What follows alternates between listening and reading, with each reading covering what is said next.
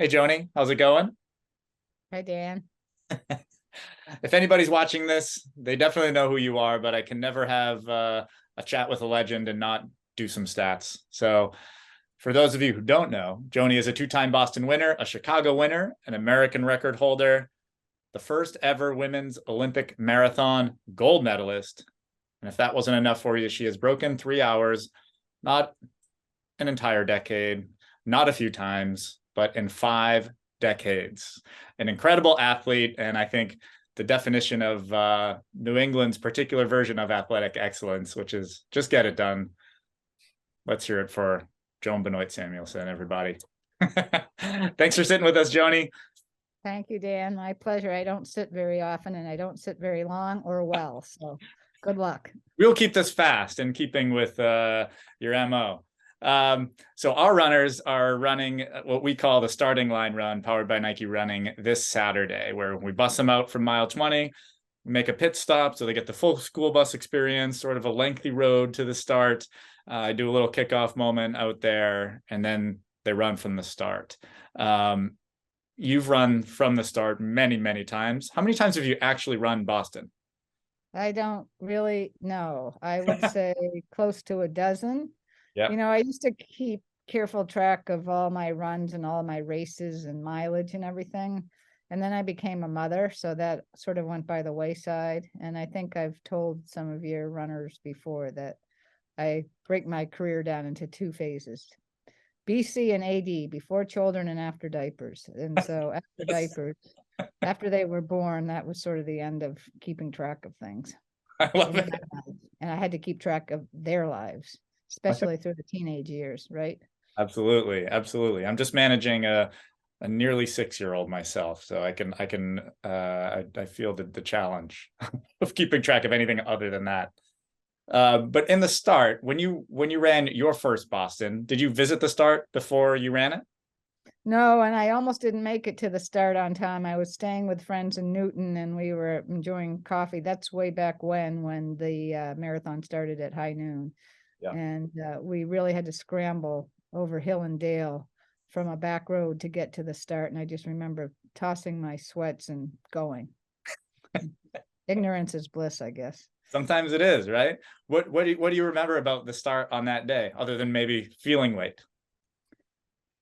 It was damp and it was overcast and I didn't really know what I was doing and where I was going, and it was an adventure in every way. I'm notorious for not looking at marathon courses before I actually run the 26.2 miles of whatever course it might be, because I feel I tend to run faster to find out what's around the next turn or bend in the road.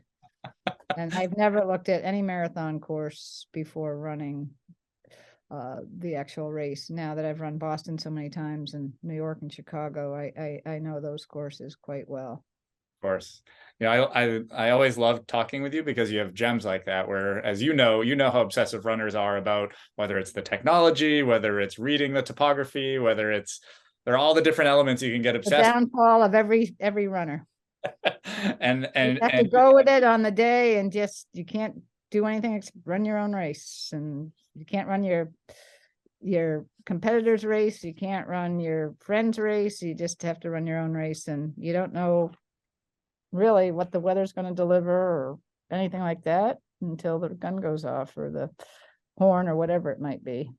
I'm 100% with you. You got to prepare your body and then go do the thing on the day because there's so many variables, right, on the day. Exactly. What was your most memorable start? Was it that first one, or was there another one that sticks out in your mind as a unique experience there at the starting line of the Boston Marathon? Well, that's the most memorable one because I almost didn't get there in time. And I oftentimes have reoccurring nightmares about missing the start because I have to overcome all these obstacles like roadblocks and escalators that only go down when they're supposed to go up and things like that. I think that was because I was hoping to run Cinco Malini one year in Italy, when you run through old houses and over barriers and things, but I had appendicitis and I thought I just had bad water, so I wasn't able to run. So anyway, that 1979 start was one of the most memorable starts for sure. And I think the other most memorable start was starting with our two children the year after the bombs. Yeah. Yeah, that So was we all felt compelled to run, and that was a special year. It was bittersweet. certainly, yeah, that was the one that pulled me into. I was in the starting corrals that year as well. When you Now that you've had experience with Boston a few times, and over your course of running Boston, do you have a particular approach to the start that you think through, or that you sort of prepare yourself for ahead of time?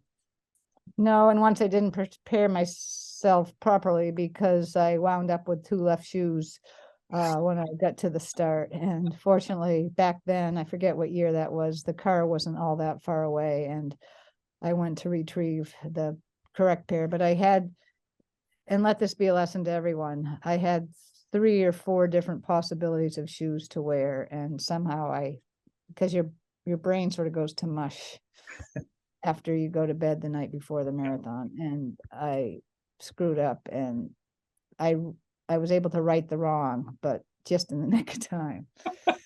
So even accomplished runners sometimes make mistakes like that. Which year was that? Do you remember? Was that another victory So year? it's probably in the it probably was in the 90s. Okay.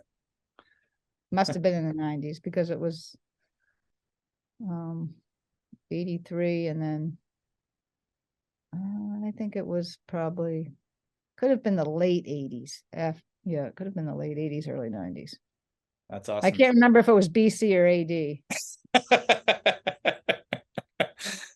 I have to say, your stories are always a joy, because for me, they really just show how important it is to like be you on the day, present in the moments of racing, no matter what's going on. If you show up late, if you have two left shoes, these are problems that aren't really problems. You did all the work. When it gets to the racing part, you just do that. Exactly. So, I'm sure my runners will appreciate this wisdom as they approach the start this weekend and on the big day. And just want to say thanks so much, Joni, and we'll see you soon. I hope so. Well, good luck to everybody out there. And remember, most importantly, you can't run anybody else's race but your own. And just go with what you have on the day, and don't worry about the splits and meeting certain time spots, because you can make it up sometimes, and sometimes you can lose it if you go out too fast. Remember also, it's easier to pass runners at the end of a race than it is to be passed. That's probably the most important thing. And because there's a downhill start out there in Hopkinton, don't let it get away from you. Yep, that's right. So we'll get our chance to experience it this weekend. Thanks, Joni. Well, I hope it's a great day out there. Thanks, Dan. Good luck, everyone. See you guys.